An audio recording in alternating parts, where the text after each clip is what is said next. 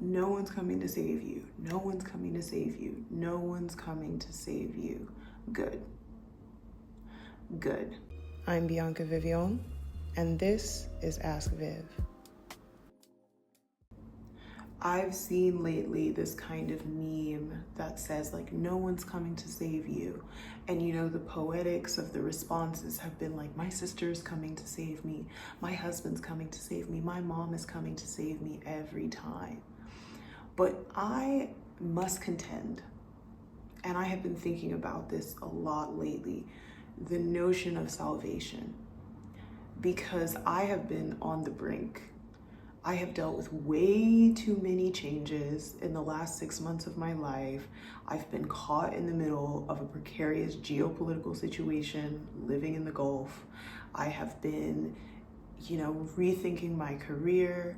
I've been in tension with my love life, with my business partners, with everything that I've known as far as my identity since I was about 21 or 22 years old, like since I finished university. And I'm now contending with like this kind of exhaustion. And my response initially to this exhaustion was, save me. Period. I want to be saved. I want to be saved. Just save me. Just save me. Take me out the game. Like Drake me. But you know what? Actually, that offer comes to my doorstep quite a bit. And so, of course, like, even if I put out the homing signal that's just like, I want to be saved, you have people lining up at the door being like, I'll save you.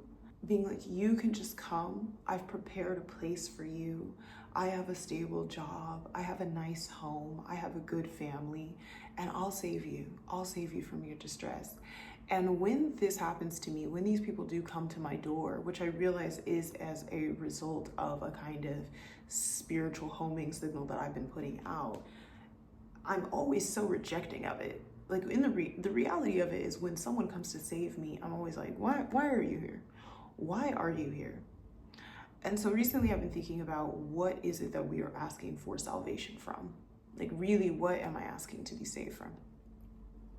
And when I finally kind of did the mental math on it, I realized like I am asking to be saved from freedom. So many of us, when we're like, I want to be saved, I want to be saved, it is from freedom. Because the burden and the responsibility and the exhaustion of living as a free person is so much to bear sometimes in this life. And it's so new because so many of us, especially women, we are the first free women in our families. My mother's generation was the first generation to be able to have a credit card in their own name. I'm living in a place where I often meet women who are the first in their generation to ever drive. They're the first in their families to ever get a college education. They're the first in their families to ever have a job, to ever work. And in fact, I meet a lot of women in the Gulf that like working is still considered kind of like an extracurricular activity or hobby for women. It's like being a career-oriented person is a sort of sideshow, a sort of finishing school to exhibit your qualities for marriage so that you can up your bride price and ultimately end up in the same fate as the women in the generations before you. This is just a historical observation, it's just a fact. I come from a lineage of slavery, so I'm probably the third generation of free women, period. And I recently was talking to this guy and he was just like, what is this? What is your work? Like, what is the point of all of this? You know, like, what is the point? What is the thing I'm trying to contend with in my art, in my writing, in my books? And I say point blank, period, like I'm trying to understand what it means to live as a free person. And he goes into this whole kind of like Rastafari diatribe of like, are we really free? Are you really free as a Black person? Are any of us really free living in this like Western world under racial capitalism? And I'm like, well, yes, because as somebody who is the descendant of slavery, you know the difference between physical bondage and freedom. Like I can walk safely down a street. You know, my name is my own. My voice is my own. I'm allowed to say what I want to say and go where I want to go and do what I want to do. And that was not a reality for my grandmother and my great-grandmother and my great-great-great-grandmother or my grandfathers. So for me, it's not like freedom can just be this kind of metaphor, this kind of metaphysical liberation, you know, out of touch. No, for me, freedom is like I'm living as a free person. I'm not as free as I hope my children will be, but I'm freer than my mother was. But this is a burden. And I'm bearing the weight of my own freedom because there's so many decisions that always must be made, and they have to be made within the constraints of what I have available to me. And this is incredibly dangerous, right? At this age that so many of us are at, this is a dangerous place to be when you're at marrying age, because if you don't have this mental conversation of like, what am I trying to be freed from? And you don't really ask yourself, can I free myself from it? Then you begin to search. Yeah. You begin to look for a savior. And the thing is, listen up now. Listen with your listening ears. If you're looking for a savior, 9 times out of 10, you're going to find a narcissist. And this is extremely dangerous because now there are so many women I know, most of them in their early to mid 40s, that I meet who are getting divorced, almost all of them with young children, beautiful women, smart, charismatic, capable women, educated women, and their narrative tends to be, I was fully devoted and found out he was a narcissist. He took advantage of me, and then I had to escape. Mind you, and I've said this before, the only personality that would be attracted to total devotion is a narcissist, okay? The only person that would claim that they could save you is somebody who wants to transact on your freedom. The only good men I've ever met are never any man who claimed he could completely transform your life outside of like his company, his mind, his merits, his character.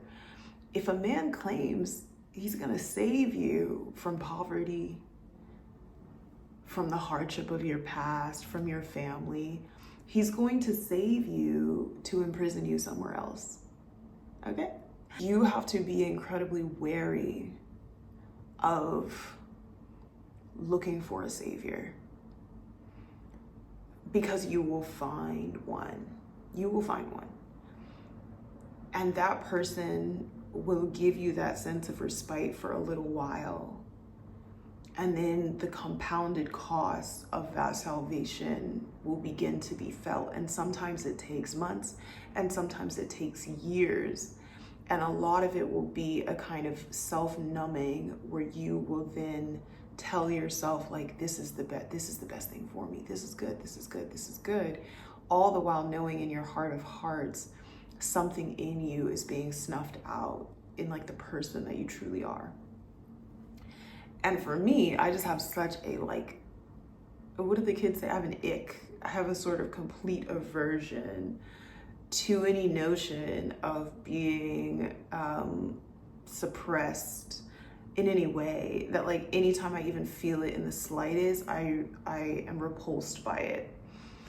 Because when I know I'm being loved, there is this kind of like unconditional blooming that happens within me. Like I know when I'm loved because the person that I truly am is given full reign, and I can't yap enough, and I never read too much, and my words are never too big or too convoluted, and my mind is kind of allowed to spiral and spin, and I find myself floating up like Tinkerbell in the freedom of the things that I'm allowed to say and do. Whereas I can tell I'm being spun down when someone starts to be like, well, maybe you need to simplify.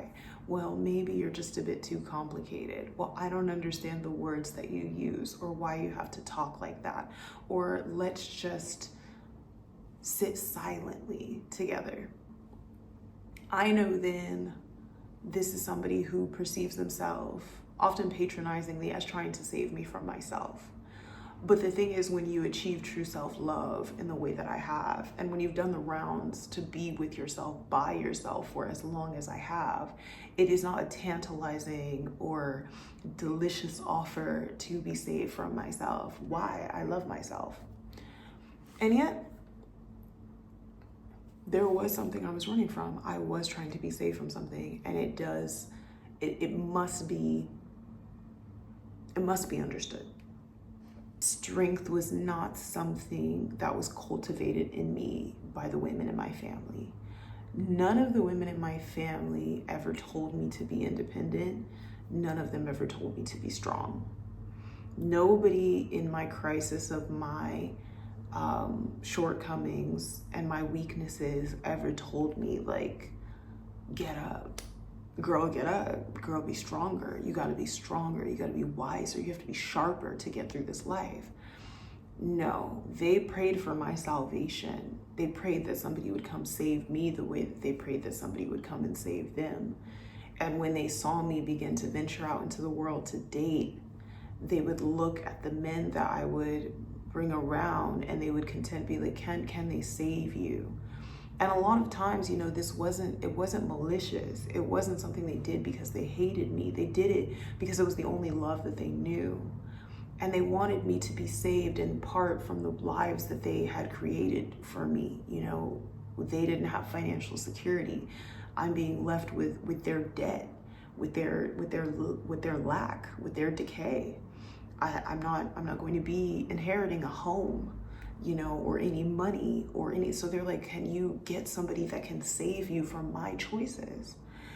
And so they would look at it through that lens, and that was a hard thing to bear, because then I wanted to save us both. Then I wanted to be saved from my own character flaws. And this is quite a few of us. This is not gendered in any way. Like, I had fundamental character flaws, some of them writ by my environment, some of them just by nature. And I didn't want to contend with those things. I didn't want to contend with my own vanity.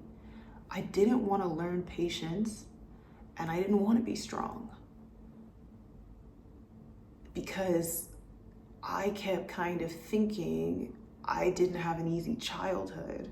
And when you don't have an easy childhood, contending, you know, when you have an easy childhood, when you're doted on, when you're loved, when you're coddled, when you're secured by your family, then it can make it a bit easier to bear the hard things that come with life. Like, I often meet like medical students who have been so cushioned their whole life to be like, you're going to have to do this incredibly hard thing, so you should be able to like be fed on the weekends and like, you know, live a comfortable life because you're going to be a doctor. That's a very hard thing. I went from living a hard life to then having to do incredibly hard things. And for me, I didn't really want to contend with the changes I was going to have to make in myself, because it felt fundamentally unfair that everything should be hard all the time. This created a real friction with my God, because I started to fundamentally believe that God didn't like me. I was like, you must hate me. And this is very difficult for people because they're looking on the surface. Okay, you're so well traveled. You live in a beautiful place. You're beautiful. You know, you have physical attributes. You have accolades. You have education. You have pedigree. Why would you ever believe that God hates you? I believed that God was kind of dangling a vision of a life that was fundamentally out of reach for me.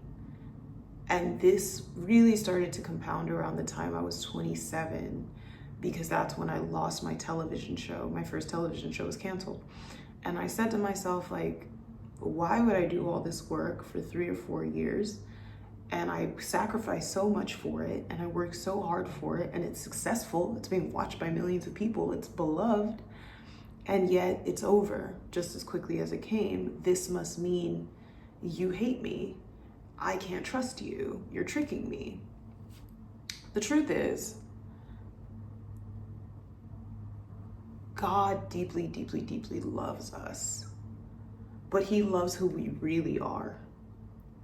He doesn't love, though he will accept a less excellent sacrifice in the masks that we wear and the people that we're pretending to be.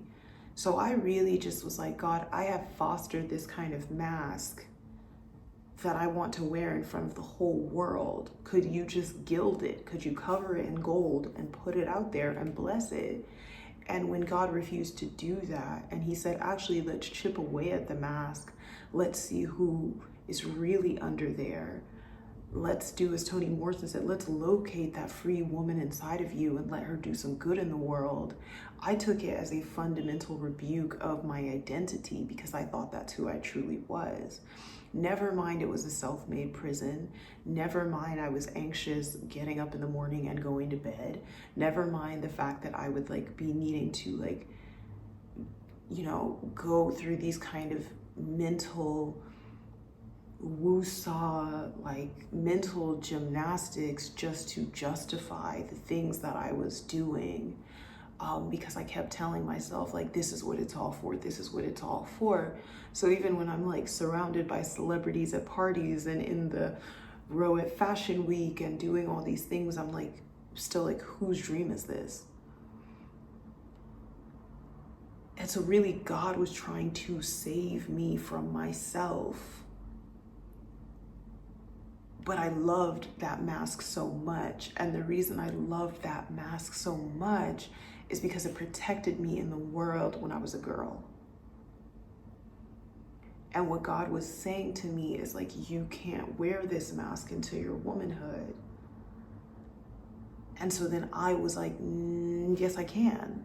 So really when we're asking to be saved, and this all kind of brings it full circle, when we're asking to be saved, we are asking someone to save us from God.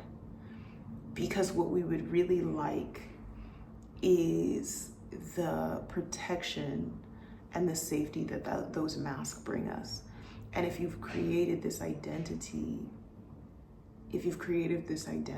as a mother, as a wife, as a journalist or doctor or student or whatever it is that you wear to feel important in the world, and then God strips you of this thing that has made you feel good about yourself for so long, because he's trying to reveal to you the beauty of the person that you actually are, you're going to contend because you don't want to venture out.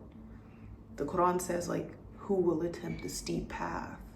And what is the steep path? The steep path is to free a slave, is to feed an orphan. It is to contend with the hard things of life.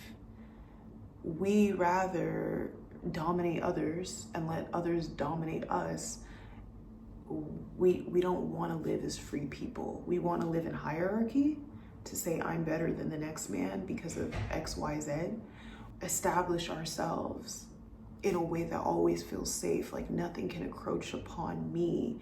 We want enclosures, right? This is what the white Western world offers, is an enclosure of property, to say, I know the difference between me and my neighbor. I know where his land ends and my land begins.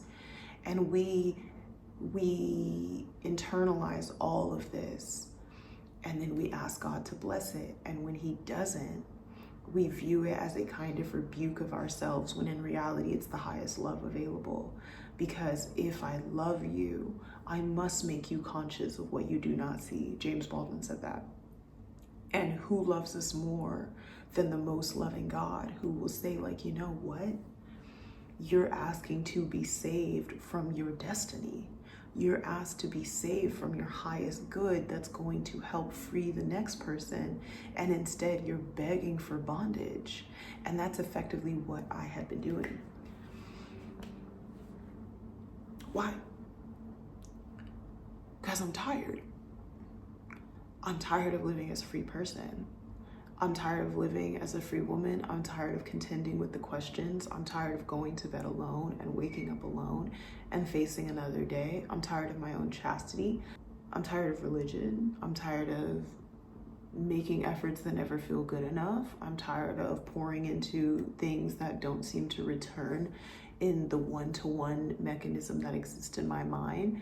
I'm tired of listing off all the sacrifices I've made and can't seem to find a reason why I made them. I want to be the one to say, look, I didn't end up lonely. Look at this guy. He is going to be a portrait of all of the good that was always coming to me in my life. So when I stand here empty-handed and I don't have as much to show for everything that I am as I used to have, or as I would like to have, I feel humiliated, I feel naked, I feel afraid, and I want to be saved. And I want to be saved. But, lucky for me, I know where that road leads. And I think now I'm so thankful that we are examining the life that we have of the women around us. It only takes a subtle examination of the women around you, the older women around you, who have played those roles and who have made that transaction of salvation for freedom, and who have been looking for a savior and found a savior that they found was a slave catcher who was actually a prison guard, who warded over them until they were drained of their beauty, their goodness, their youth, and their hope in life. And they lived in those prisons. And then once they were freed from them, now they're looking for new life in their freedom for the very first time at 50, 60, and 70 years old, wishing that they could just be 29 and free again, like me. And I've been rereading Their Eyes Were Watching God, which is, reading it as a teenager doesn't even make any sense. Like, my high school quote was from that book. I want to see the light at dusk, even if I die at dawn. Too many women never see it at all. That was my high school quote. I didn't even begin to know what that meant at 16 and 17 years old. I know now. I am just beginning to know now. That book, which if you guys don't know, the book is by Zora Neale Hurston. It takes place in Eatonville, Florida, during the Reconstruction era of America, post-slavery. The main character in the book, Janie, her mother was born literally like on the day that like slaves were freed from the Civil War. Her grandmother was born a slave, and her grandfather was a slave master. So her grandmother is so afraid of Janie experiencing freedom that the second that she gets her first kiss, and this is all in the first chapter, the second that she gets her first kiss, she marries her off to a much older man in the town to be like, he has 60 acres, he's a free black man, you will be taken care of. And she kind of lives life with this wealthy guy, even though she's really young, and she's trying to find a sense of love and a freedom from quote unquote cosmic loneliness that she can't seem to find in marriage. And ultimately it's because she has to discover this love within herself. And it's one of my favorite books of all time. And I don't know why it called to, well, I know why, subhanAllah, but it called to me. It called to me in these last few weeks, and I've been rereading it, and every page just takes my breath away at how much this sort of coming of age happens when it's time to marry, and you really start to be like, I would love somebody to free me from myself. And it's not anti-marriage. There's actually a really wonderful love story that happens in Their Eyes Were Watching God, just as I am not anti-marriage. Like, I want to get married, but I don't fool myself.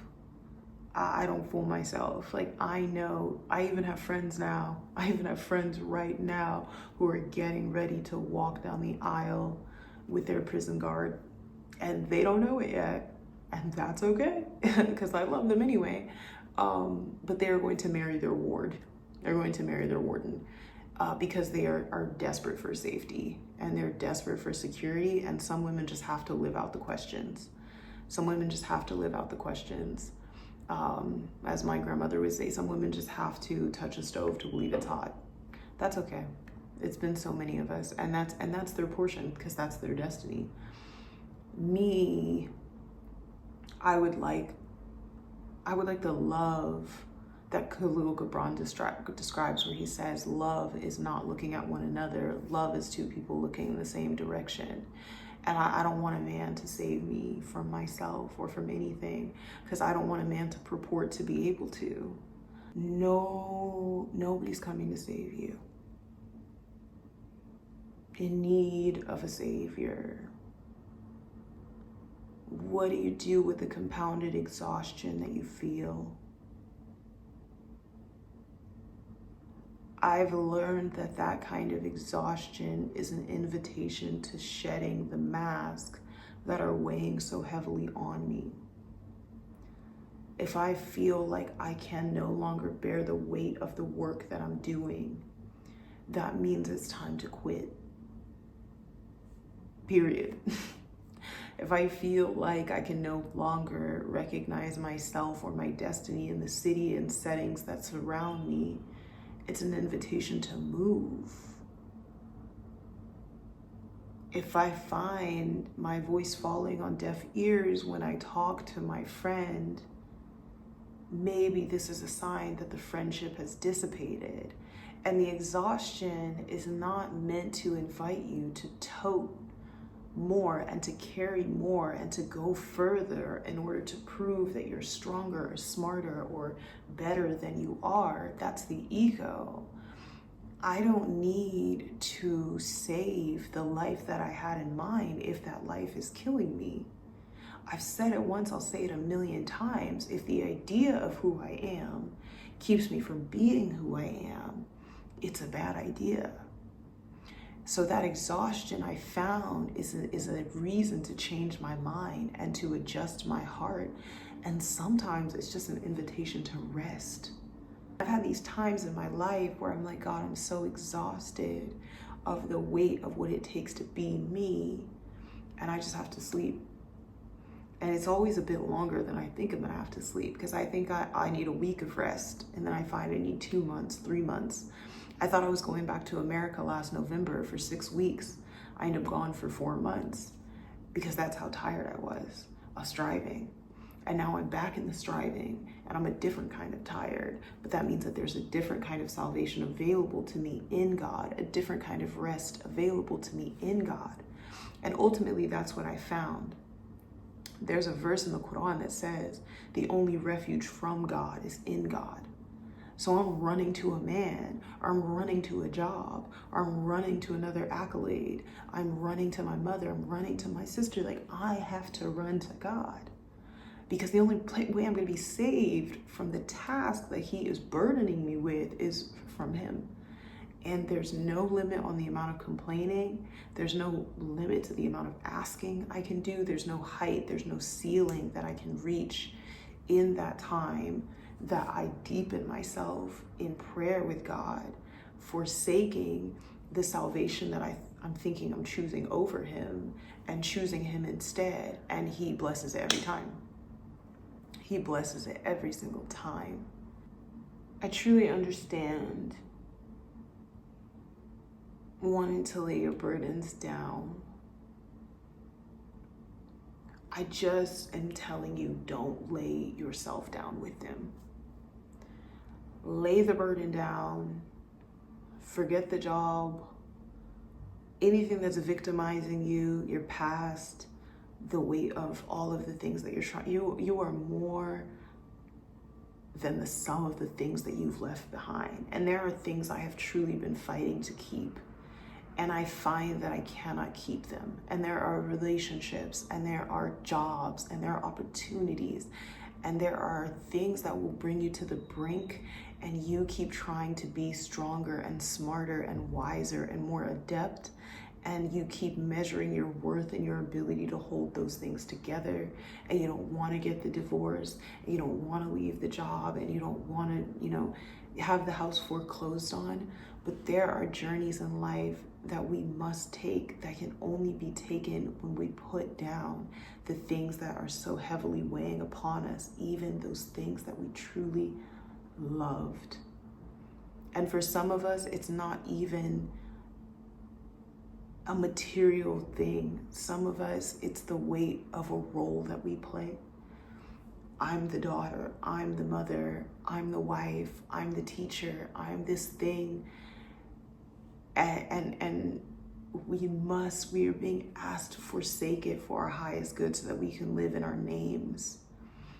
I don't get to be Bianca the PBS host anymore, or the New Yorker, or the New York Times journalist, or this person's wife, or this person's girlfriend, or I don't get to be this person's sister, or this person's bestie, but I just get to be Bianca. And maybe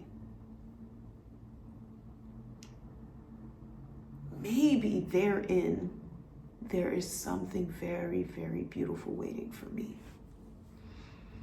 And I believe there is something beautiful waiting for you. Now let's get into these questions, because I know that's your favorite part. Dear Viv, I felt misguided by myself in the past. I haven't always made the right decisions, and now in life, sometimes I struggle to trust my own guidance. How do you learn to have unwavering faith in yourself? I don't know about unwavering. And honestly, I think unwavering anything is overrated. I am starting to believe that there is an underrated good in wavering. My faith is always wavering. My confidence is always wavering. My self-trust is often wavering. And I think I have stopped waiting for myself to be this solid pillar of a person, because that means that I have made myself an idol. When I waver and I go back and forth within my own mind and I say, did I make all of this up? Was this really the vision that I dreamed? Was this really the thing that I felt God whispering to me in that time in my life where I was receiving visions and guidance and promise? And then I waver, and then I'm brought back. I'm always brought back, because I was reading it today in the Quran, and it's actually a verse that always brings tears to my eyes. And it says, the truth has come and falsehood has vanished. Falsehood is bound to pass away. And the reason it makes me so emotional is because there is that is a promise from God, that the things that are lies will pass away. And I think we can see it on a geopolitical level. I think we can see it on a personal level, that even if you're in a marriage, even if you're living a lie for 30 years, at 31 years, it'll dissipate. Even if you have a country that, let's say, since 1948 has been doing genocide and apartheid and is a fiction, that is a fiction that can last 75 years, and then it one day, at a random day in 2023, it'll pass away. I think that there is something so beautiful about trusting that truth will come. And I used to think that it would be me that had to take this kind of action and take a stance. And I was afraid, because I say, what if I take the wrong one? And this is why I love Nikki Giovanni's poem, Revolutionary Dreams. And I always butcher it, but she says, I used to think that I would be the one to start the revolution. I thought that I would be the one to take up arms and stand at the front lines and lead people to liberation.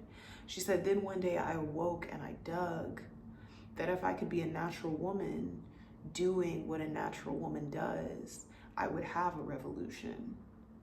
And I think that self-trust comes in that sense of naturalness. It comes in not swallowing your own discomfort, which I'm learning to do. That when somebody says something that I hate, to just be like, damn, I hate that. Or be like, wow, you're making me really uncomfortable. It doesn't come naturally to me as a people pleaser, as someone who believed fundamentally that I had to work to be loved. I think for people like us, it's incredibly difficult to gain self-trust because we're constantly compromising it as children in order to bargain for affection. We say, oh, did I say that right? Did I do that right? Is this okay? Is that okay? You know, it's like, is my hair okay? Is my makeup okay? Sometimes I can't even get in front of people to do the things I most need to do because I'm so afraid of what I look like. And it took a while to just stop being so harsh on myself about things like that, because there are things that I must do. And so I think it takes a deep sense of responsibility that like, oh no, there are things that I must do. There are things that I must say. This will make all the difference in the world for my life. And when I've done the hard things, I've learned to trust myself more. I thought all the while I was making a television show, is this right? Is this right? Is this right? Is this right? I thought there was some kind of blueprint that I wasn't following or thing that I wasn't doing correctly. And I kept waiting for someone to call me up and tell me like, this is what's right, this is what's wrong, this is what's right. And no call ever came. And I was extremely confused because I'm thinking to myself like, well, how do I know if I did it? But then one day I'm watching the show on TV and I'm like, oh, I did that. And that brought about self-trust. So much of life, the trust that we gain is in the rear view. The whole time you were in the process of doing any difficult thing, you're going to feel terrible. The first day I ever showed up at a gym to work out, I felt like a fool.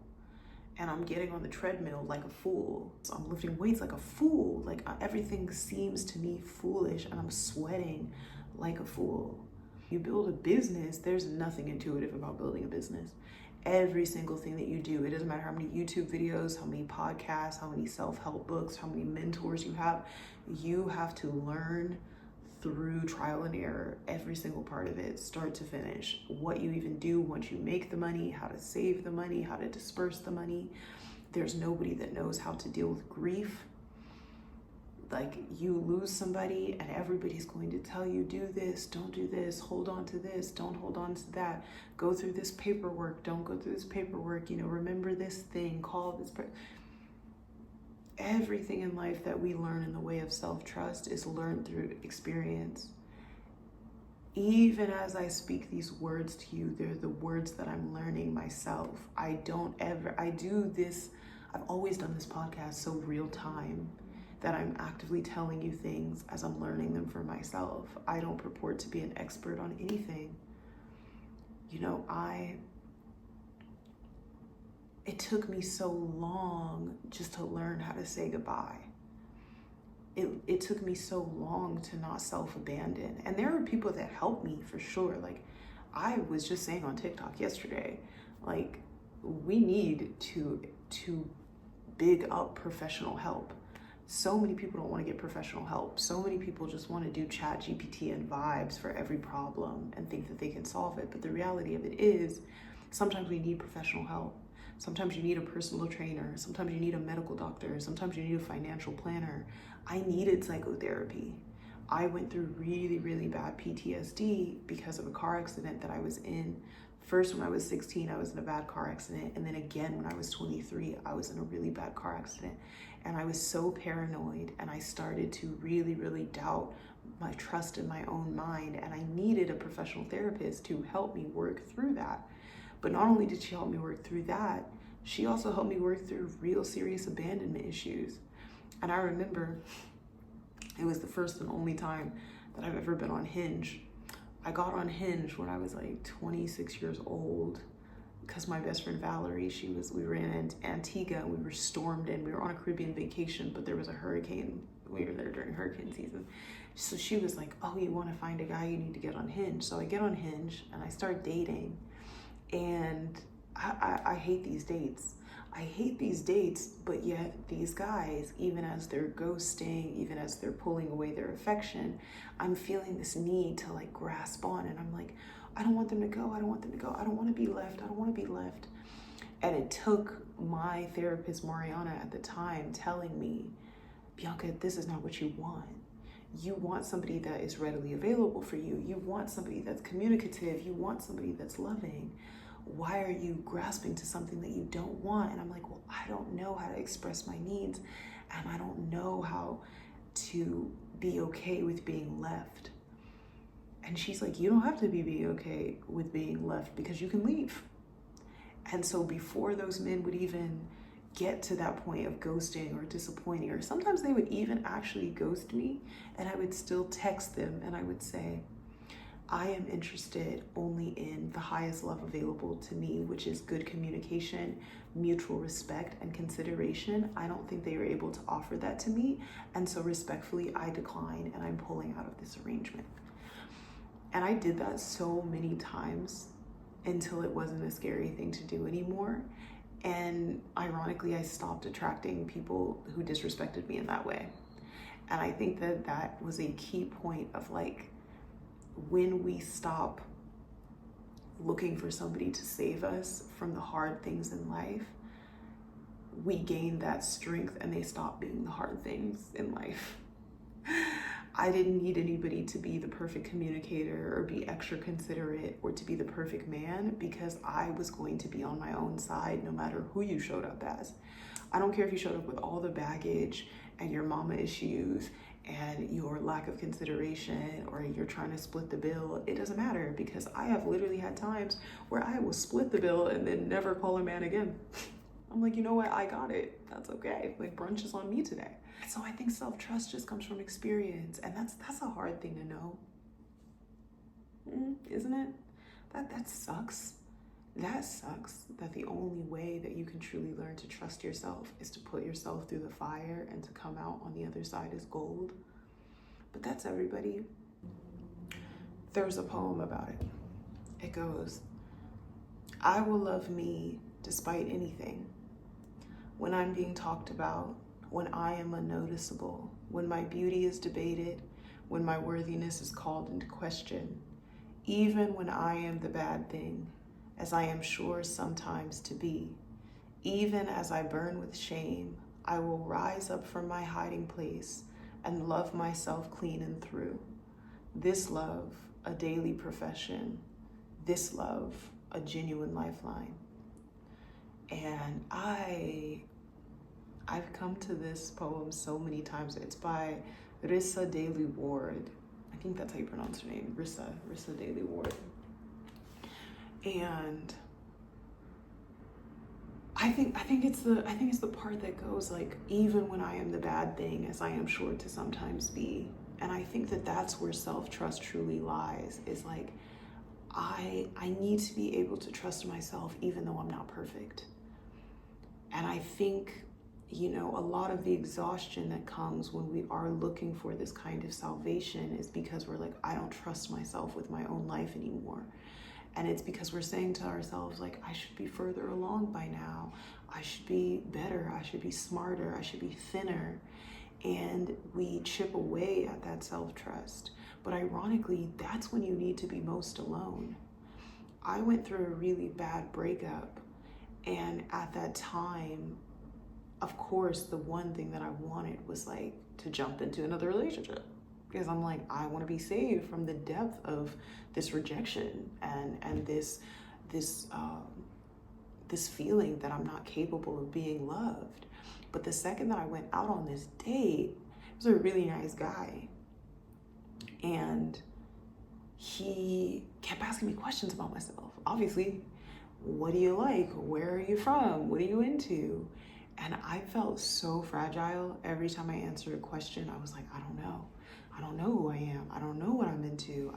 I felt like I had auditioned for so long to be loved by the person that I was with before, and like I didn't get the role. And it was like I was freezing up at this audition. And after that happened, I stopped dating for well over an entire year. I didn't look at a guy.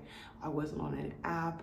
I wasn't open to the prospect of anybody talking to me, and I didn't want to interact in that way because I couldn't trust myself anymore. And so I went on a journey to get really fit. I started running, and I've talked about this a lot. I talked about it in my Substack. I started running 3.5 miles every day. I was running a 5K like 5 times a week. And I was in the gym getting stronger because a lot of my lack of self-confidence was rooted in my body. And I kept trying to find a way out of that lack of self-confidence through my mind, as so many of us do, and it didn't work because it was in my body. And I realized that the dream body that I was imagining myself needing to have, I didn't really need to have it in order to be okay with myself. But I did need to take a few pounds off because I felt heavy. I felt heavy in my soul, and I didn't know how much I desired to run and to be light and to feel like I could fly in a way that I hadn't felt since I was an adolescent. And I also felt addicted and chained to my relationship to food. So I needed to fix those things for myself so that I can trust myself, because discipline is a good way to learn how to trust yourself. And I always thought when I was younger that self-trust was about becoming so undeniably excellent in every avenue of your life that nobody could deny you love. I used to say on this podcast, when I was like 23, I would always say, never give yourself so deeply to someone that they can walk out the door and take you with them. And that's true. That's truer than true. She ate with that. But there's something truer. There's something truer, you know, and I forget the poet that said this, but it's like, I believe that a ship that is lost at sea can still find its way home. I believe that there's something in me that can be so wrong. I mean, there's been times in my life where I was so wrong. I woke up in the wrong places.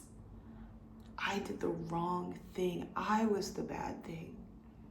As Urissa Daily Ward says, I was the bad thing. And yet I remained with myself. I remained with myself. Even I've been feeling really guilty lately about something.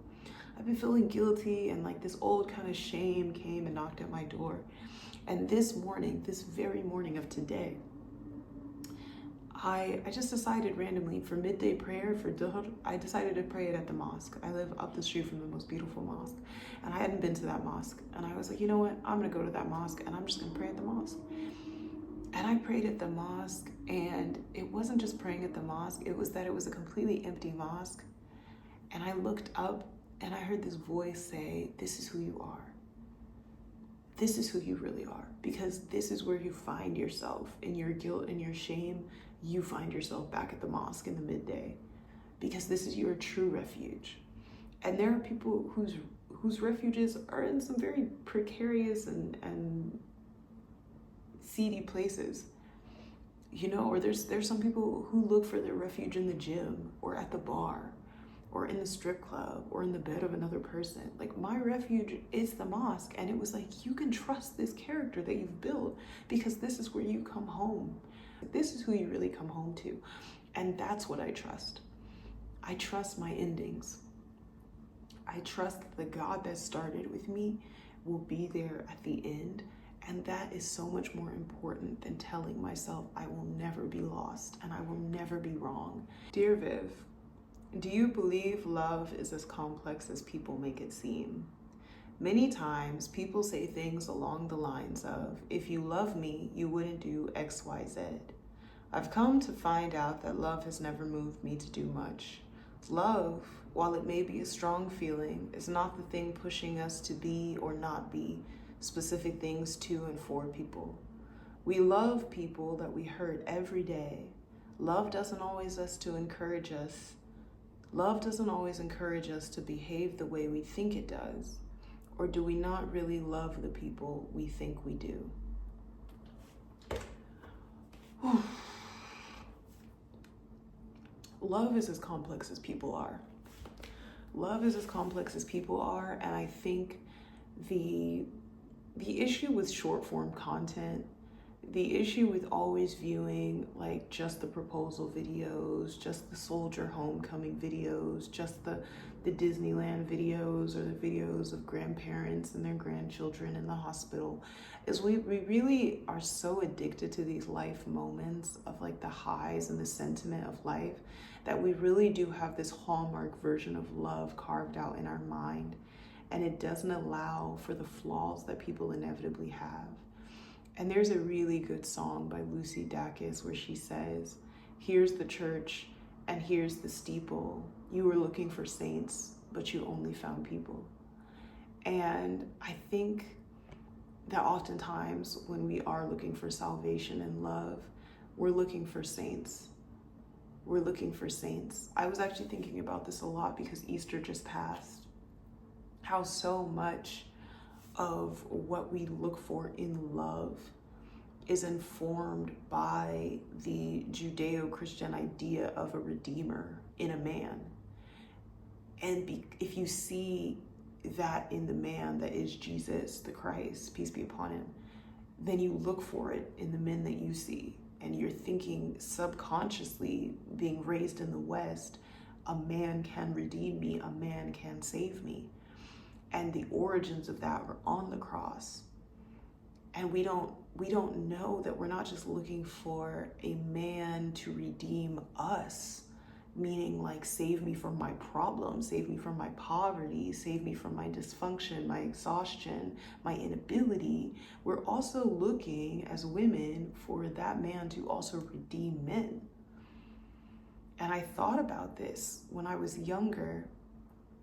Oftentimes in love, it wasn't just save me, but also save my idea of men. Because I have this fractured idea of men from my father and the men in my life. And I need you to redeem them by being everything to me. So be a provider, be a protector, be beautiful, be kind, be sensitive, and be that all the time. Don't ever be tired. Don't ever be afraid. Don't ever be young. Don't be those things, because those things are just like me. And I wasn't looking for a man, I was looking for a redeemer.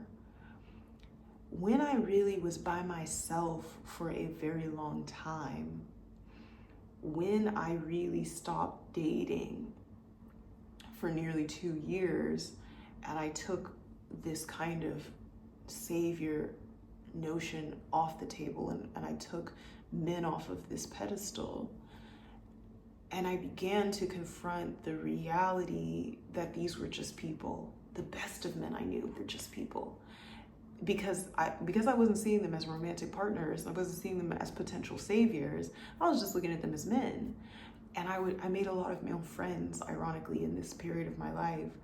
And they would be so confused. I'd be like, well, what are you gonna do about that? Or like, I don't know. And they would come to me about the women in their lives. And I'm like, oh, well, you're super lost.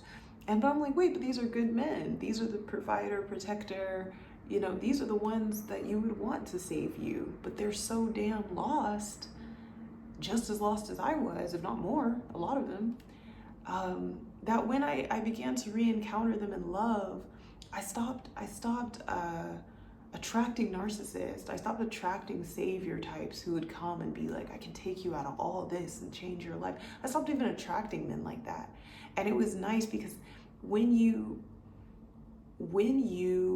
think that you're finding a hero, it can shake you to your core to find out that you've actually been sleeping with the enemy, so to speak.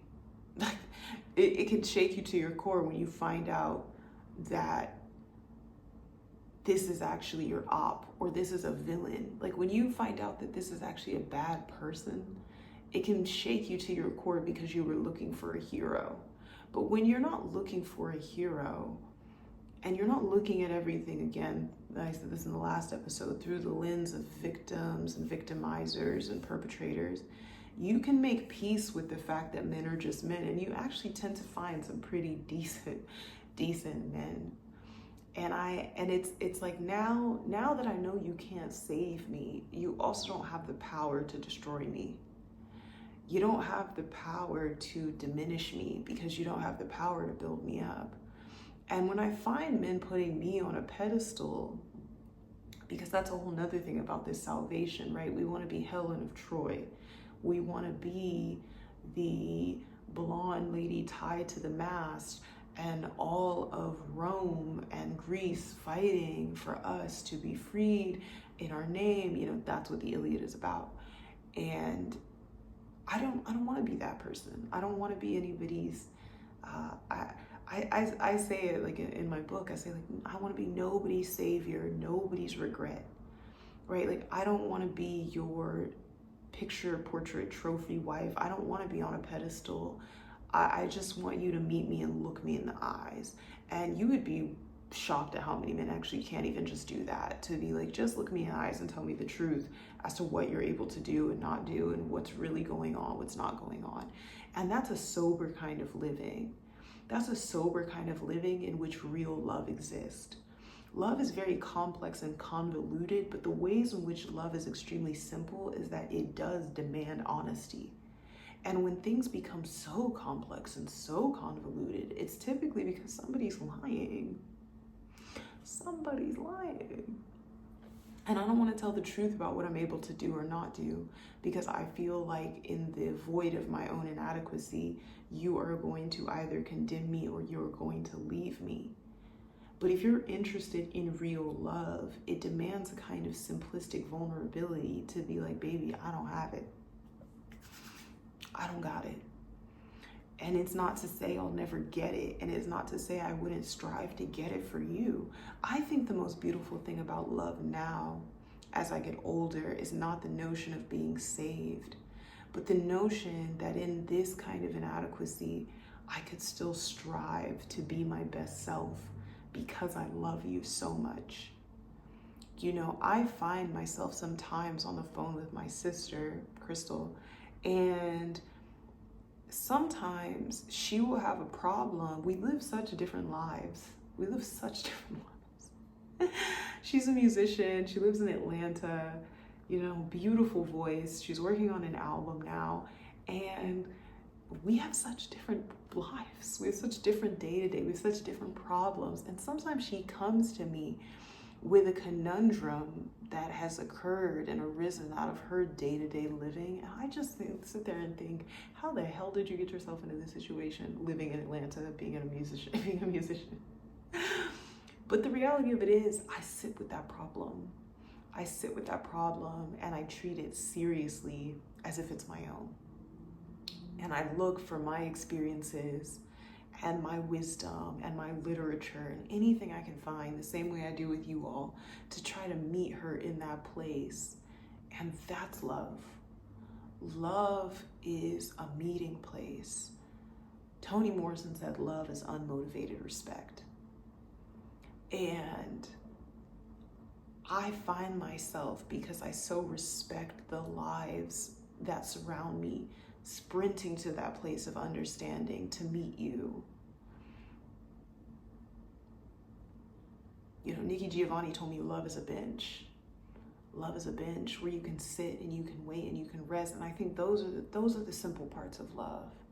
I think that basic need for understanding, to say, I'm going to try my damnedest to understand you, that's love. Where that does not exist, there is no love.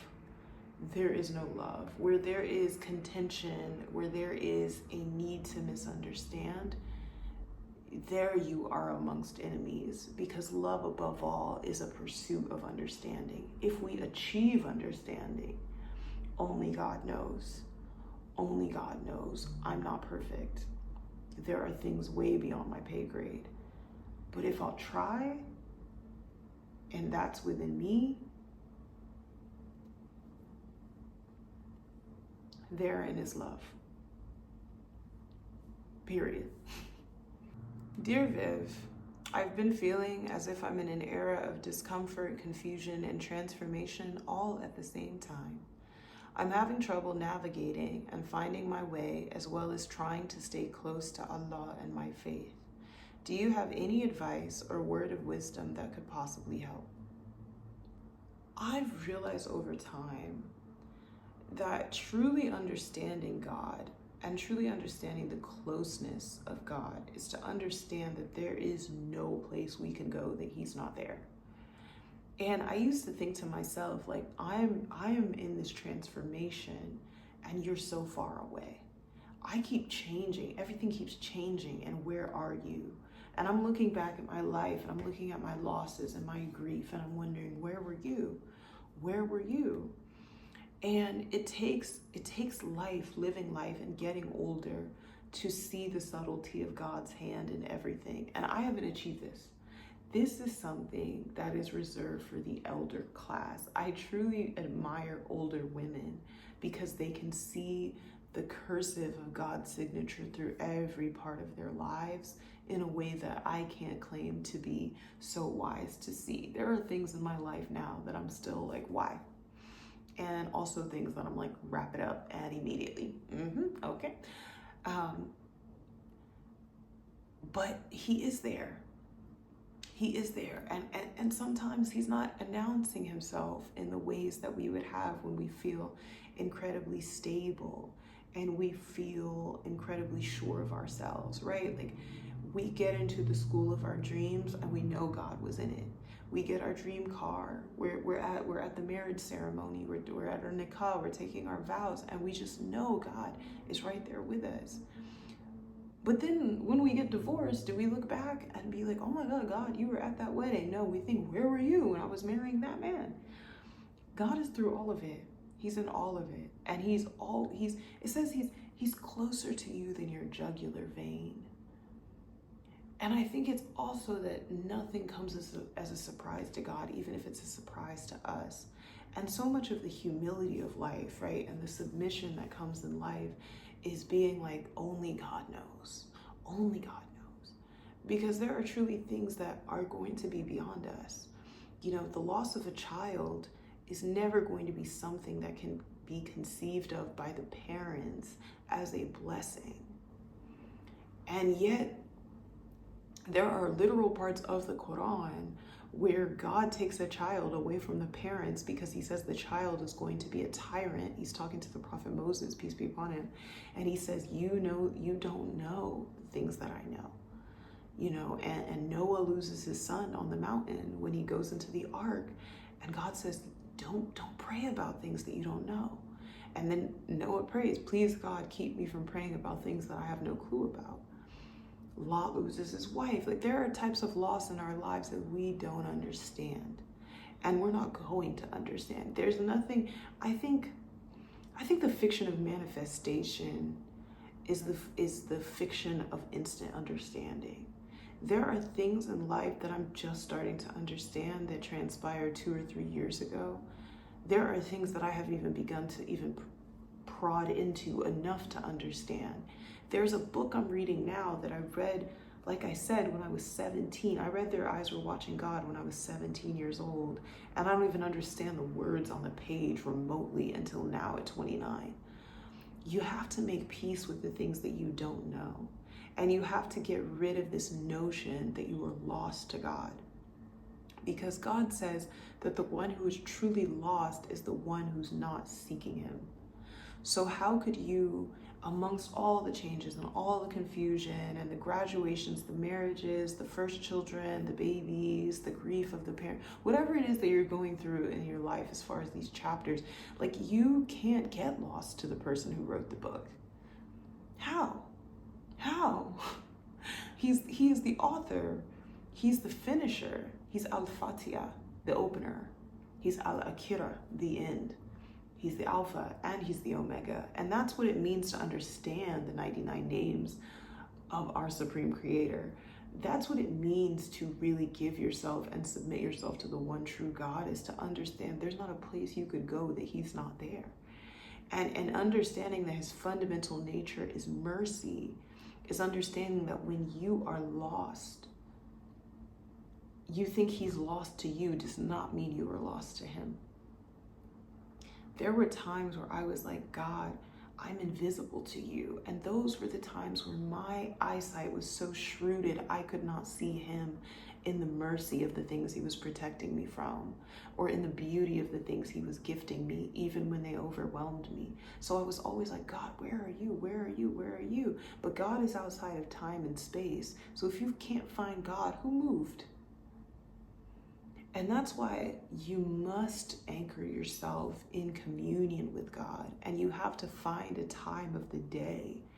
You have to find your 5 daily prayers, or you have to find your communion time with God daily based on your faith and its parameters to sit and talk with your maker, because you do feel a sense of presence and a sense of calm afterward that gives you this idea that, like, I don't know where I'm going or what I'm doing, but I feel something is here with me, standing with me, not against me. Something is standing beside me.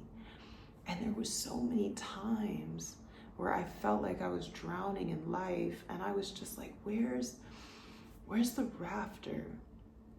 Where's my salvation? Like, where? And the Quran has a beautiful line, one of my favorites. I have so many. It's one of my favorites that says, "He who grasps on to the Lord has grasped the surest handhold." And when you really think about that notion of like falling off of a cliff or being on the brink and needing a hand to hold, it says you're grasping the surest handhold when you grasp the hand of God. And so if you are at your most lost, you have got to ask yourself, what would it mean right now to grasp the surest handhold? And God is always as close as his name. If you just evoke the name of God, but even if you can't. And one of the most valuable things that my pastor growing up ever taught me, my pastor said, if you don't remember this prayer, if you can't remember this prayer in your time of trouble, just say help. Just say help. And I can't tell you how many times in my life, not unrecent, that I have cried out, help, just help, just help. I say, just help me. If you will just help me, if you will just help me. And it wasn't in Arabic, you know, and it wasn't a perfect recitation, and oftentimes it wasn't in a prayer mat or anywhere I even necessarily was supposed to be. But I cried out help. And when I tell you the immediacy, it says like we take 1 step towards him and he runs 3 steps towards us. And I found that to be true. So it's not a matter of like going this extra mile to hold on to God. It's about knowing.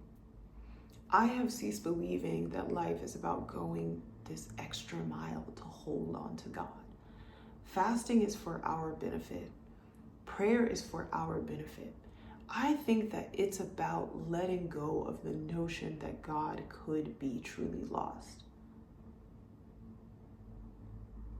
Even if you're drinking, pray. Even if you're smoking, pray. If you're sexing, pray. If you're lying, if you're finding yourself in a convoluted state of rapid change, of grief, of standing in all kinds of self-betrayal, do not forsake prayer. Because the second that you call the name of God and you ask for that kind of guidance, I read a beautiful line just 2 days ago that said, and pray, for good things drive away the bad things. And it's such a simple wording, like pray because good things drive away bad things. Pray through the changes, and pray through your own self-deceit, and pray through your terrible actions, and it will drive the bad away. Nothing changed my character more than prayer. Nothing took me into the changes I needed more than prayer, and it wasn't even voluntary. I didn't pray, God, make me a better person. No, I would have never prayed that. I've never prayed for patience. I've never prayed for character improvement, because anyone with any basic literary sense that would read between the lines of any of these holy texts knows that anybody who prayed to be chosen for self-betterment was pretty much praying for pain. So I have never once, but just praying at all, to say, God, I'm in desperate need of any good that you might have for me. Rabbi ini lima anzalta ilaya min khairin fakur. I am in desperate need of any good you might have for me. Just that prayer will lead me into some character development, because the good will end up being my character. So just pray. Just pray. Pray these simple prayers. Pray. People like, don't rush prayer. If you're rushing your prayer, just still pray. Still pray. All of these things about the perfection of faith are not built for the human life. You know, like I went into the church looking for saints, but I only found people. I would never purport to be a good Muslim. In fact, I would say I'm the least of these. But I pray. And in that, I remain a Muslim. And because of that, I know God is on his way to me. I know he's on his way to me, always. He's never lost.